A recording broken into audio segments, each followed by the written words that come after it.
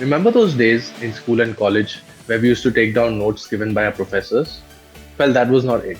We also used to flip back to the last page of that notebook and doodle. We would draw everything under the sun, be it people, be it animals, be it stars, be it flowers, and so much more. What if I told you that my guest today on the show is someone who's made a career out of this? Hello, ladies and gentlemen, and welcome to Creators on Graphy. I'm your host, Rishabh. My guest today on the show describes herself as a self taught illustrator, cartoonist, and more importantly, a storyteller. She's been in this profession for over 5 years now, and her work primarily revolves around political and social issues that exist within our society. The way she represents these issues are in a very humorous way, much to the amusement of her audience. Her name is Monica Tata. So let's meet her, understand a little bit about her journey, and see what her graphy is all about. My name is Monica. I'm a freelance illustrator, cartoonist, comic maker, and a writer.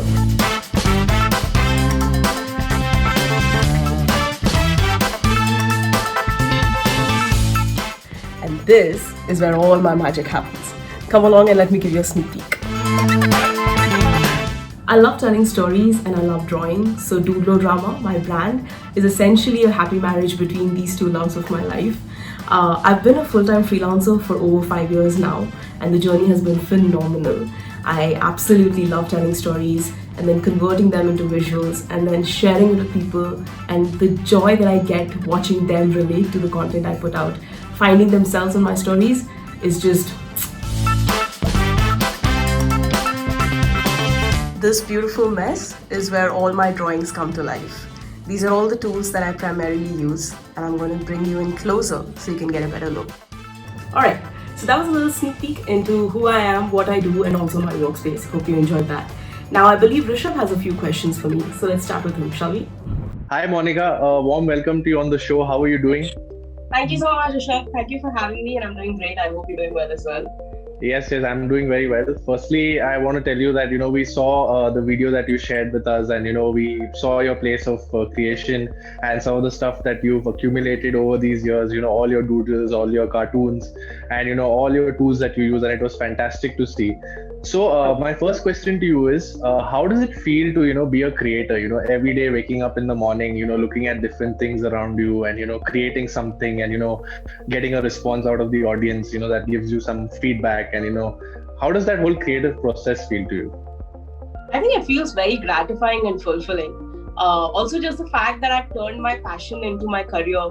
I know it sounds, and people glorify it and romanticize it, and there's also the side, I think we'll get into it eventually, about the business aspect of it and the cons of it. But generally, I think on a overall average, when I go to bed at night, I'm very happy that I'm able to create something and put bits of me and my thought process out in the universe. So definitely privileged and blessed to do that. Yeah. That's fantastic. I mean, it's great to hear that someone has turned their passion into their profession. So, before all of this, let's go back a bit. Tell me a little bit about your childhood. How was that like? Your early schooling days, your college days. Where did this whole fascination for art stem from? Where did you realize that this is something that's really fascinating, and this is something that I would like to experiment with? So, was that something that came early to you, like in your childhood, or that gradually in your college days or something? I think I was that kid who always, I would like to say that I've always been creative, like I've had a creative bent. I've always been the kid who's very restless, very impatient. I'm still that. I get bored very easily. I'm extremely restless and impatient. I need to have something to do with my hands all the time. So my parents really supported me. My teacher, I've had great teachers as well. I've basically had a ball of a time as a child. I was extremely mischievous as well. So yeah, I think I've always enjoyed doing things, not necessarily drawing, but I've had varied interests. I love singing, I love dancing. I love talking. I'm an extremely talkative person. Drawing, doing crafts, all sorts of things. But drawing sort of took center stage for me when I came to Bangalore to do my master's, because I studied from a very, very strict college, and we weren't allowed to show dissent in any other form. So comics was my way to sort of vent about college, about going broke as a student, assignments, dress codes about college. So I think all of that took center stage in my early 20s. So everything I do today is trial and error, lots of failures, and lots of success moments as well. Right. So I can say that it was a hobby for you at that point of time. And Yes. post completion of your mass communication, you actually took up some corporate jobs wherein you were working as an editor, as a copywriter, as a client executive Right. for about 3 years. And then Yes. post that you probably realized that this is not something that I want to do, and I want to take up art as a full time profession.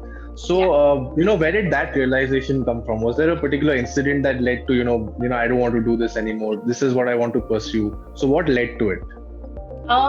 So it didn't happen overnight. It wasn't an impulsive decision.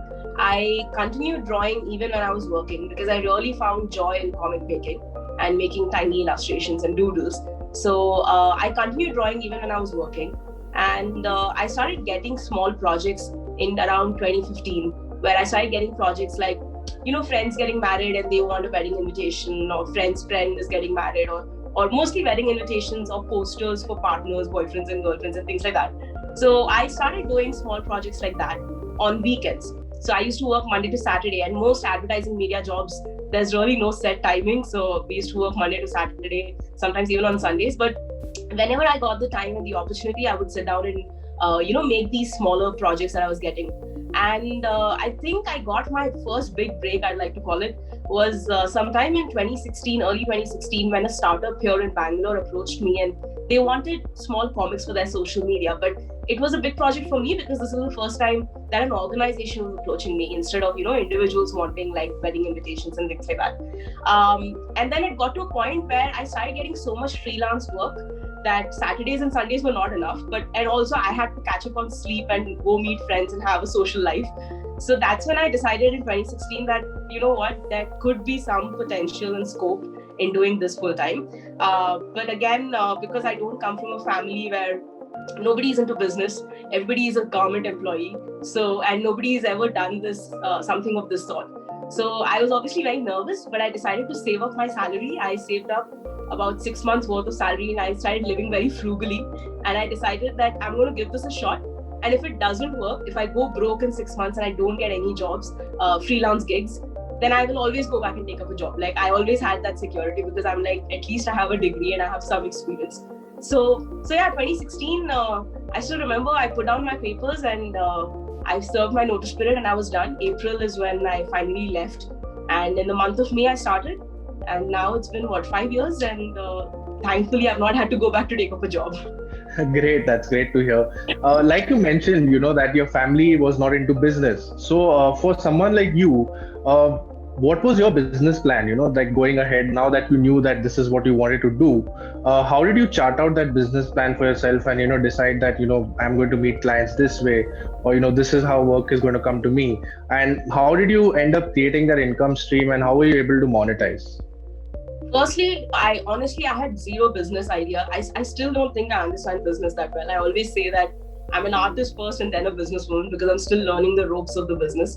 But when I started, I had zero idea. I had honestly no clue. My career plan or business plan was just, let's draw and see if someone will pay for it or not. Sounds very bad, so kids, don't try this at home. But when I started, I didn't have a business plan. But yeah, eventually, I think you grow with it. You make mistakes, you learn, because when clients screw you over, you realize that, oh, okay, I need to have some paperwork. So that's how a terms and condition document was born, because some clients didn't pay me. So I was like, okay, how do I fix this? So yeah, I've had to learn things on my own. Now, Google is our teacher. So of course, I've learned a lot from the internet. Registering a small business, how do you register?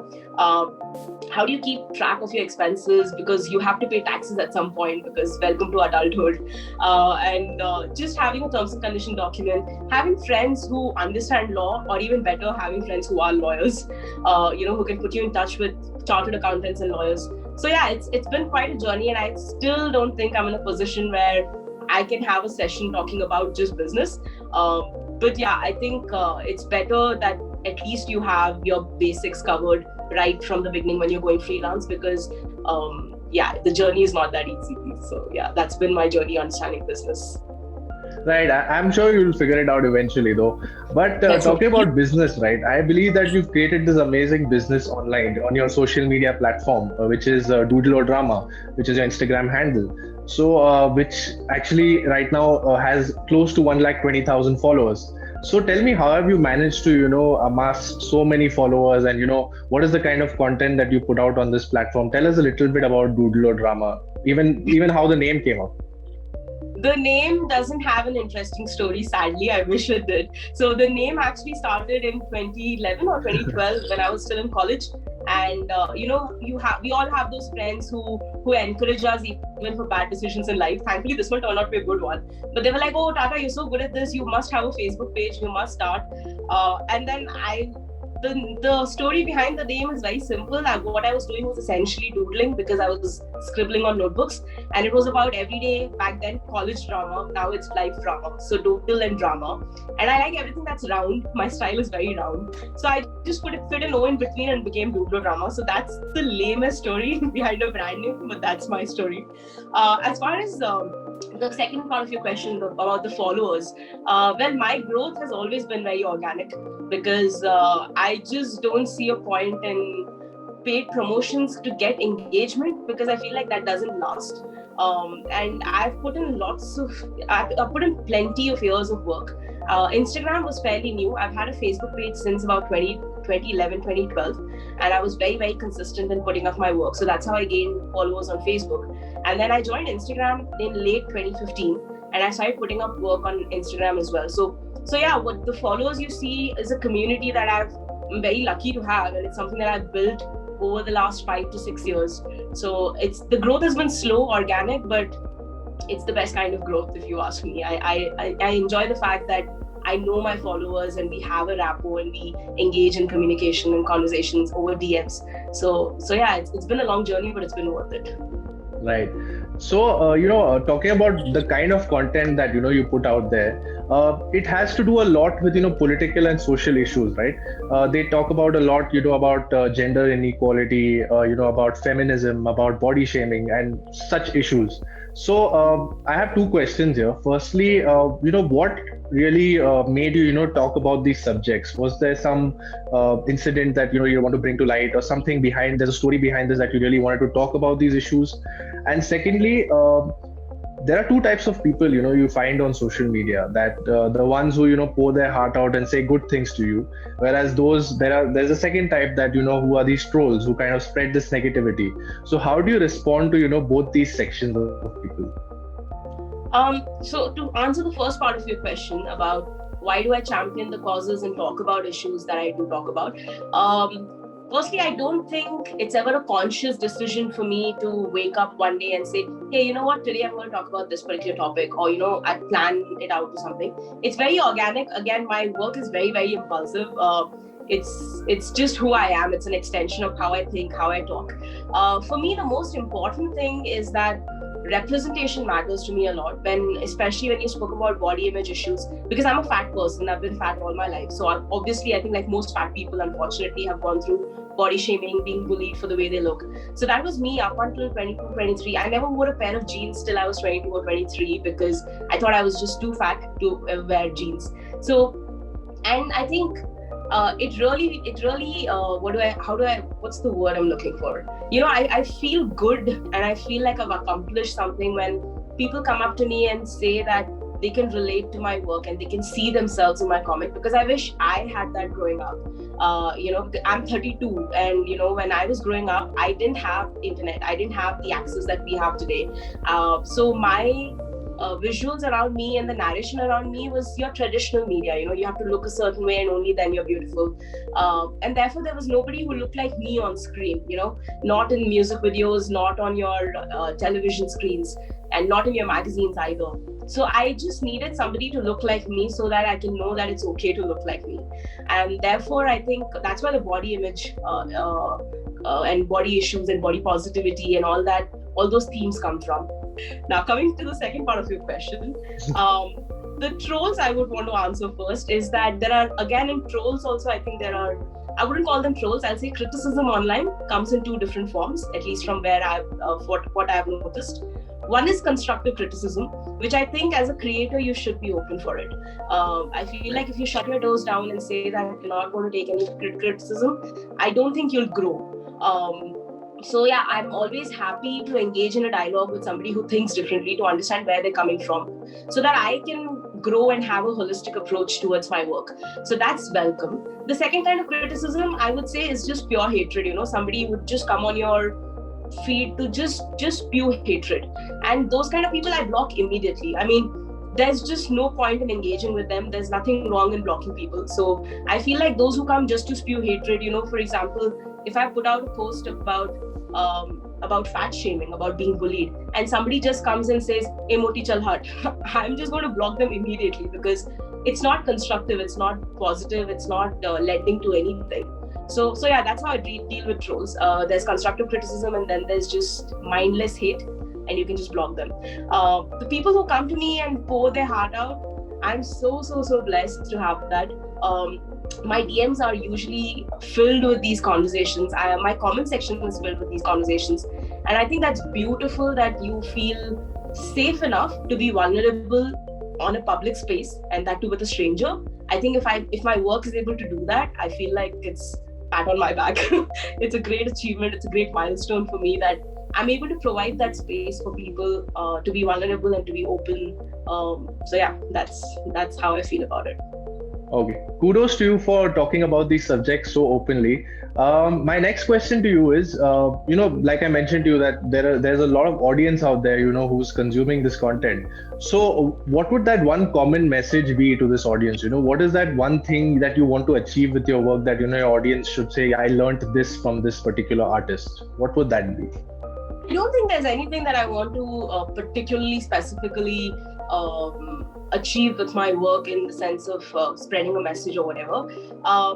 What I would like, if my work can do, is one, if people can relate to my work, if people can see themselves. What I was saying earlier about representation, it's very, very important to me, because like I said, I wish I had access to the kind of art and work and conversations that I do today when I was growing up, especially as a preteen and as a teenager. I wish I saw that representation. So yeah, I definitely would like my work to be inclusive. I definitely like to create safe spaces. I can't guarantee safe spaces on the internet, but I'd really like it if my feed and my little corner of the internet can guarantee you safe spaces. So yeah, those are the two things. And apart from that, I would consider it a lifetime achievement if I can change somebody's mindset about certain things, about normalizing things that we should normalize, and sensitize them to things that we should be sensitive about. So yeah, that would be a lifetime achievement. But otherwise, generally, I like starting conversations. I like having these discussions on topics that otherwise people shy away from, or don't even bother to pause and think about. So yeah, I think these are the few things that I'd like to do with my work, which I hope I'm already doing with my work. But otherwise, no, there are no such goals that I'd like to achieve or hit with my work. Right. So like you mentioned, that it's been a long time now. You've been in this industry for more than 5 years. So if I were to ask you, what would be some of your favorite works that you've, some projects that you've been part of that you've really enjoyed? If you could just name 2-3 of them that, you've really, really enjoyed working and you've put your entire heart and soul into it, which would these projects be? Well, I give it my 100% in all the projects that I do. But if I have to pick my favorites, I would say I really enjoyed working with World Vision. I've worked with them twice so far. We've created some amazing work for underprivileged kids. I worked with them on creating a board game, a card game actually a card and a board game for underprivileged kids, and that was a huge it was a huge project, and it was very satisfying and gratifying at the end of the day, because I'm also making a difference through my work, and I get to see my work in physical format and see it reaching so many people. So yeah, that board game or / card game with World Vision is a favorite project of mine. Way back when I started, I was doing a lot of pro bono work as well, which I still do with NGOs. I work with an NGO in Chennai, and we did a series of illustrations on women's safety, and they basically carried out a survey to understand do women really feel safe taking public transport in Chennai? And I took the statistics and I illustrated that entire series. It was free work that I did, and it was still so gratifying for me because I really enjoyed how the whole thing came together. And what else? Definitely my project. I wrote and illustrated a children's book in 2018. So yeah, and that was my first ever book that I've written and illustrated. I'd like to write and illustrate more books in future. But yeah, that was my first book called Getting Ellie Home. So that's also definitely a milestone for me. So these projects come to mind, but I'm sure every project has a space in my heart somewhere. Fantastic. Now coming to a subject that has taken over the world, which is the coronavirus, obviously the pandemic, which everybody is going through at the moment, and everybody is locked up at their homes. So how much of this had an impact on you? How did it change your business in any way? Did it affect you in any way, or did you think that this has created a new avenue for me? So how did that work out for you?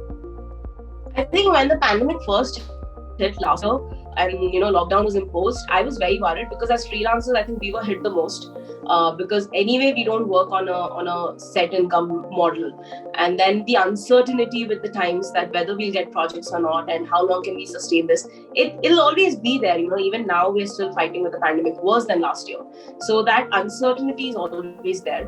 But I think again I'm very fortunate that I've still had work come my way. Definitely lesser than what probably earlier the situation was, but I think slowly even businesses are trying to grapple with it and understand how do we stay afloat. So I think I'm hoping that this will now eventually become steady and things will go back to being normal.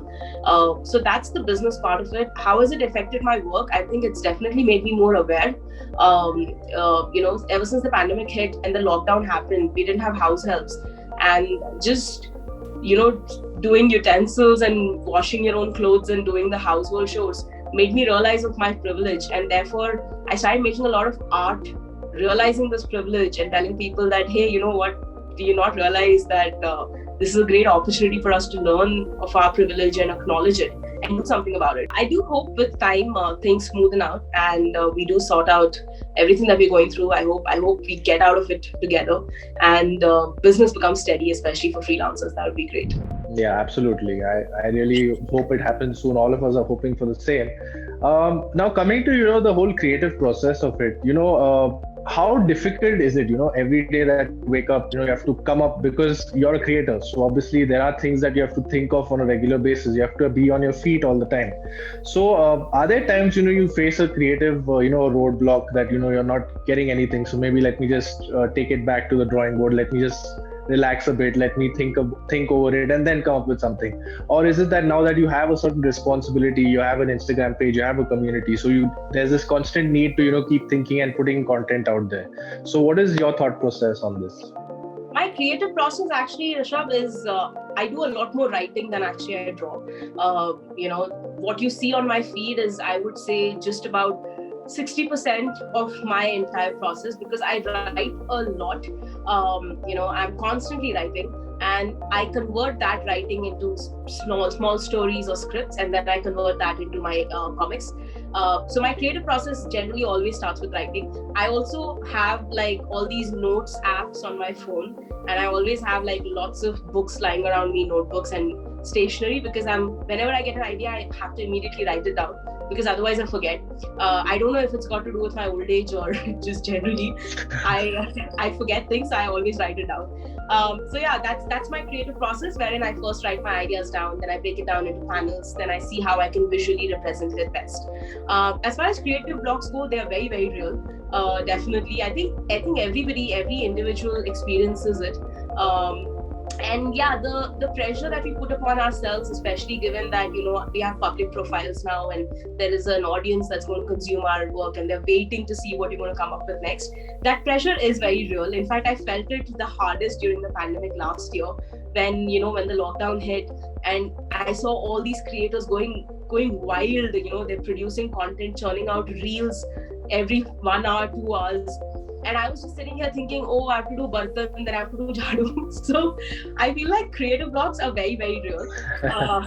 But for me, I try, with time, I've realized that if I put myself under that pressure, I can never work. And whatever I produce will never be real and authentic. It won't come from a place where I'd like my work to come, which is that, hey, I have this idea and I'd like to share, instead of, hey, it's Monday and I have to put something out for engagement, for likes and all of that. So it'll never be authentic. So what I do is, when there's a long gap and I'm going through this rut where I can't think of things, I always repost my work, and I'm very transparent about it. I tell people, I'm like, hey, listen, I don't have the motivation or the inspiration.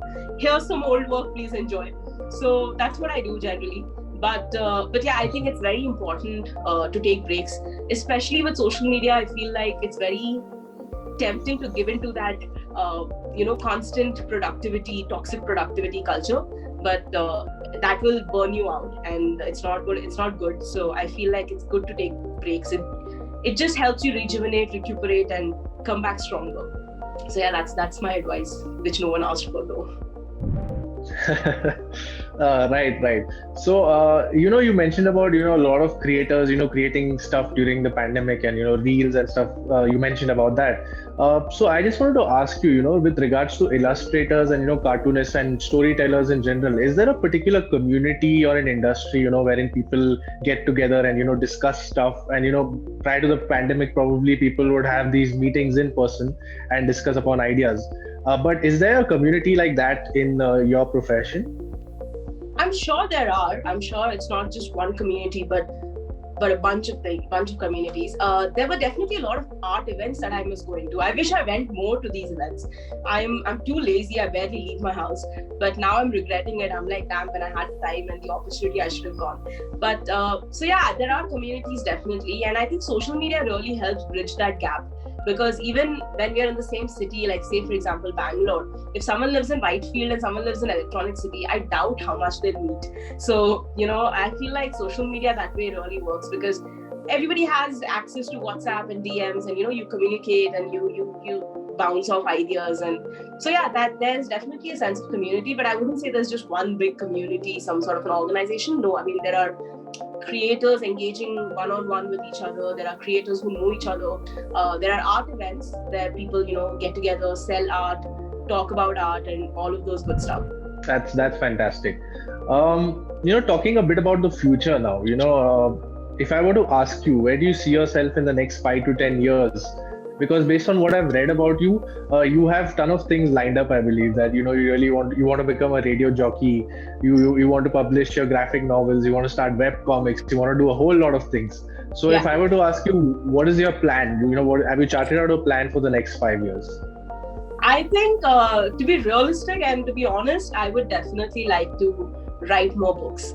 And if I get the opportunity to illustrate them as well, that's great. But definitely 5 years from now, I wish I'm a published author and I've done like a bunch of books and I have an army of dogs at my house. Yeah, that'll be the dream. That'll definitely be the dream. Tell us a little bit about your course, on Graphy that is going to be launched soon, and what you plan to cover in it, and what the audience can expect. Just tell us a little bit about that. Right. So my course, thank you for the question, because I'm really excited about this course. We are kickstarting on the 23rd of May. It's a masterclass in storytelling and comic making, and it's a 1-month course. And we are going to divide it into 5 modules. The idea behind this course, the big idea behind this course, is that at the end of this 1-month course, all the students or learners are expected to produce a comic or a zine. A zine is a short, for layman terms, I would say it's like a short format of comic. So the idea is that people have to produce a zine or a comic at the end of this 1 month. The course itself is going to primarily focus on storytelling and comic making, as the name suggests. And I'm going to try and bring all my learnings of the last 5 and 6 years of writing good scripts and converting that into comics, because most often than not, people are stuck with with where to begin. They might know how to draw, but they might not know what to draw about, because that's also a big challenge. And that is where I come in, and I'd like to help people with both. If you know how to draw and you're stuck as to what to draw and you are always wondering, what do I draw about? That gap is going to be filled. But if you have the ideas and you're like, I have all these ideas, but I don't know how to draw, so I'm going to fill that gap as well. So it's a win-win situation for both parties. it's a great course. I'm very excited for it. I've put in a lot of work and a lot of research. I've been working on this particular module for 3 years now, so I do have a lot of ideas to share. So yeah, it's a 1 month course, kickstarting on the 23rd. If you're watching this, please register. It's for 18 and above because it's a slightly advanced course. So yeah, 18 and above, 23rd of May. That's it.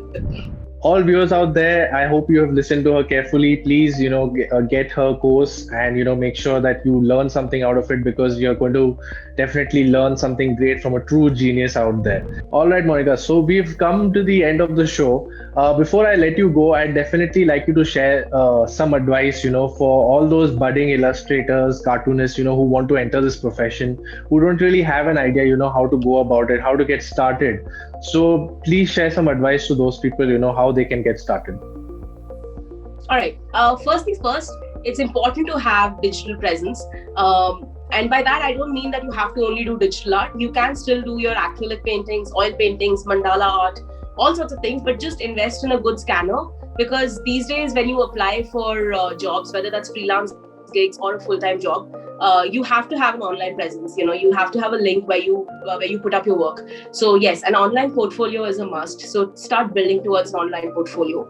Second piece of advice would be, nowadays I can't separate content from social media because it's so prevalent. They're both interwoven, but it also comes with its own cons, wherein if you're just starting out, the pressure is just too high, whether you're good enough to publish your work, whether you'll get followers or not. So I feel like that kind of kills your creativity somewhere, that kind of pressure. So try and not obsess over numbers. Followers and engagement and likes and all of that will come eventually with your work, with experience. Focus more on what's in your hands, what you have control over, which is your work. So focus on that. And the last piece of advice would be, keep at it. Keep at it. Be consistent. Don't give up. Don't make 2 artworks, publish it, and then be like, no one's watching it, I don't want to do this anymore. That's not how it works. So be consistent, show up for your passion every single day. It's a lot of work, but it's also a lot of fun. So yeah, I think that will be my top 3 gems to give out. Thank you, Monica. Thank you so much for sharing that advice, and thank you so much for being on the show. It was an absolute pleasure having you with us, and it was great that you shared a little bit about your life with us. We here at Graphy definitely wish you all the very best for your course and also in your career going forward. So thank you very much. Thank you so much. Thank you for having me. I had a great time. This was absolutely lovely. And I hope to see some of these students in my class. Please enroll for the course. And here's to more art, here to more stories, and let's hope we create more. Thank you. So that was Monica Tata, ladies and gentlemen. We had a wonderful conversation with her. Please do make sure to follow her Instagram page, Doodle or Drama, to have some great content coming your way, and also join her course on Graphy, as it is going to be a wonderful experience. Until then, if you are a creator who wants to grow your audience, monetize your skills, and host live-based cohort courses, then Graphy is the place to be. In short, be a creator on Graphy.